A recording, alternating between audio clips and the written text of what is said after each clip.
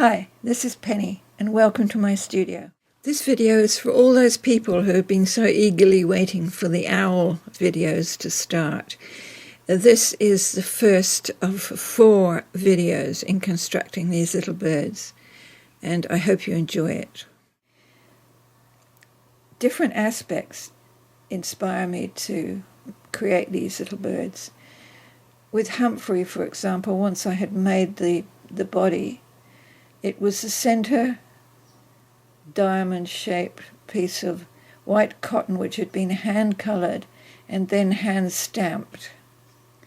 And I found it in my scrap box, and it was the perfect size, and I just worked around that particular thing, which, yeah, it's green, it's pale violet, so that started the entire bird being designed around that. Whereas with this little orange and violet owl, it was actually the color of the fabrics around the eyes that inspired me. And then I fitted everything else to that. So whatever it is that actually makes you tick when it comes to building these owls, it's up to you. It could be the fabric, it could be the eyes, it could be a design or a color scheme that you've seen. But just flow with it and build around your center inspiration. This is the little owl that I made for this project. So if you copy this project, you should get something like this.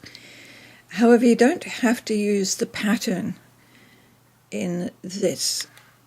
You can do it by just using a part of a pantyhose leg and stuffing that and shaping it yourself, or you could probably even use a sock and shape the bird the way you want and the size you want before you actually lay on your outer fabric. This little fella is about 31 centimeters tall. He's larger than the others I've made, and you may find him too big, but we'll see. I thought my green owl on the left here was quite large, but yeah, when I made up the pattern that I put in this video, this other one was much larger. As I said, either that or you could use the pattern and print it on a slightly smaller scale. But for those of you that are happy to sculpt, I actually prefer to sculpt them out of pantyhose and wadding. And then you do exactly the same thing. You put your armature into it and just work as normal. So I'm going to show you step by step how to start constructing the owl. You need some fabric. White sheeting is great. Any scrap fabric will do. You need any kind of wire that's fairly sturdy to start with, and some fine tie wire. And you'll also see wire cutters and some needle nose pliers. The pattern seen here is just to make the inner core of the owl. Now, to size it, if you print it on an A4 sheet so that it looks pretty much the same as it does in the image, you'll have approximately the right size. This is the body and the head of the owl. It doesn't include the legs. I suggest taking a screenshot and printing from that. The curved line at the bottom, which is marked with green, is what you need to sew into a dart, and that gives the little round belly of the owl. At the top, the red line marked A and B will have to be sewn onto the red line on the other part of the pattern. In other words, onto the back part of the pattern. Here you can see the darts actually sewn into position, and I've added a dotted drawn line just to attract your attention there, to show you exactly where the curves are. So these are actually folded in half, which gives you an idea. This is the inside, and that gives you an idea of how yours should look, front and back. Here we've got them joined together along A to B, the top of the head, and down the sides, and you can also see where the darts are. And this is the front and you can see the dart at the bottom, which is under the belly, and the front of the head is fairly flat. I didn't leave a seam allowance on the pattern. There is enough to allow you to do something like a 0.5 centimetre seam, so keep the seam as narrow as possible. We see the front turned the right way out. The bottom is open because you're going to be putting your wire armature in there and your stuffing, and then the legs will be below that. When it comes to cutting the wire, make it much longer than you think, because the important thing is that you can actually make a toe on the bottom and go right up the length of the body to the head. And going from the top end of the wire at the right hand side, there's a toe, quite a long toe there.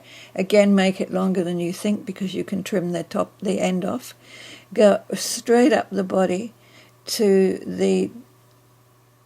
let's call it the ear. It's not the ear, but the ear at the top, and then across the head in a curve to the other ear on the bottom, and then down to the other foot and the long toe.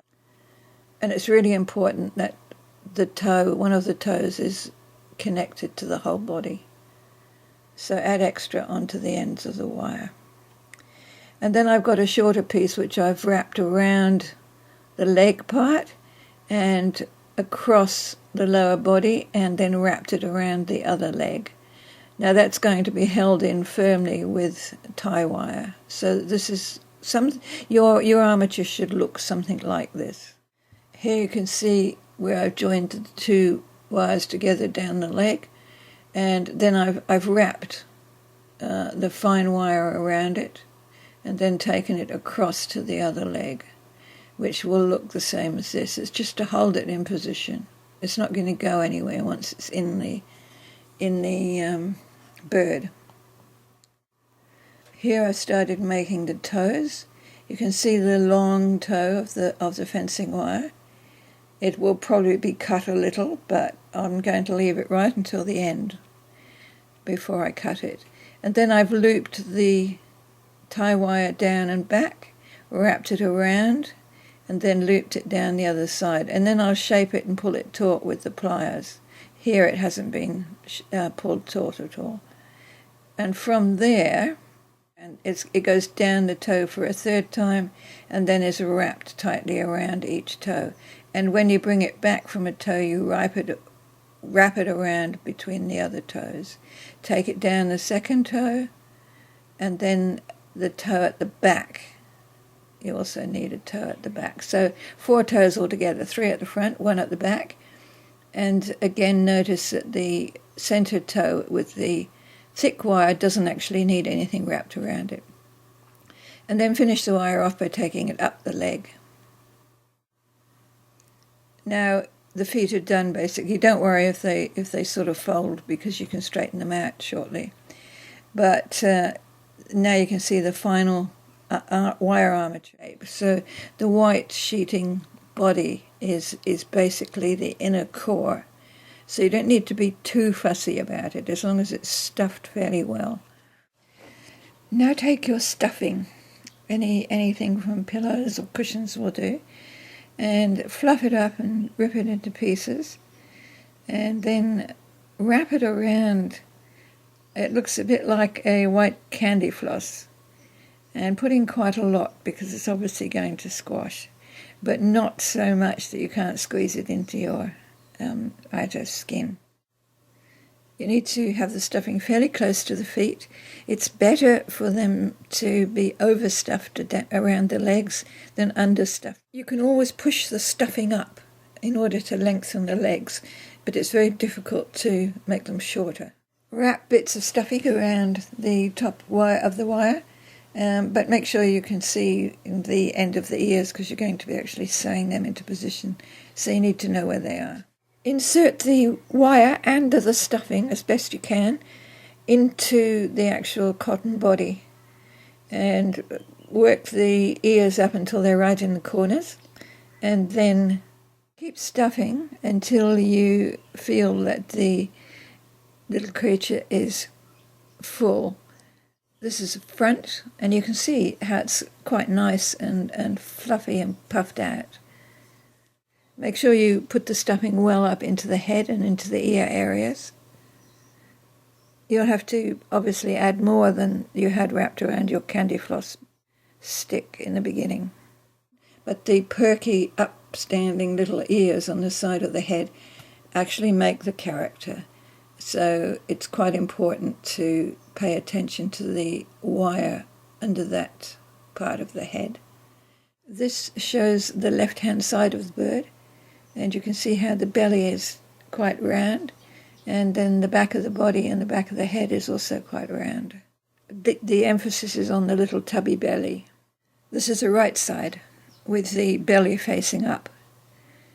And again, you can see how the belly shape is really important in the overall structure. And here again, you can see the curve of the back of the head and down towards the tail. And this is obviously the back view. Once you put your velvet outer covering on, you will be doing it finer shaping. You'll be putting in little bits of wadding and sewing down anything that's not quite right. So this just needs to be a rough shape. Once you're satisfied with the shape, don't try making a seam and doing fine stitching. Just butt join it with rough but sturdy stitching. That's the end of the first video and the end of the first part. Part 2 will take off from this point. I'm planning to release these videos, the 4 of them, over a period of 8 weeks, so that it'll be 2 weeks roughly between each video. So over the next 2 weeks, I suggest looking for some crushed stretch synthetic velvet, either from a thrift shop garment or to buy a quarter of a metre or something. You don't need that much. And make sure that the colour is one that you want to be part of your colour scheme, because it will show. If you can't get crushed velvet, or you don't want to use crushed velvet, then use some kind of fabric with the same properties. Stretchy, basically, and plush looking. So until the next video, thanks for watching.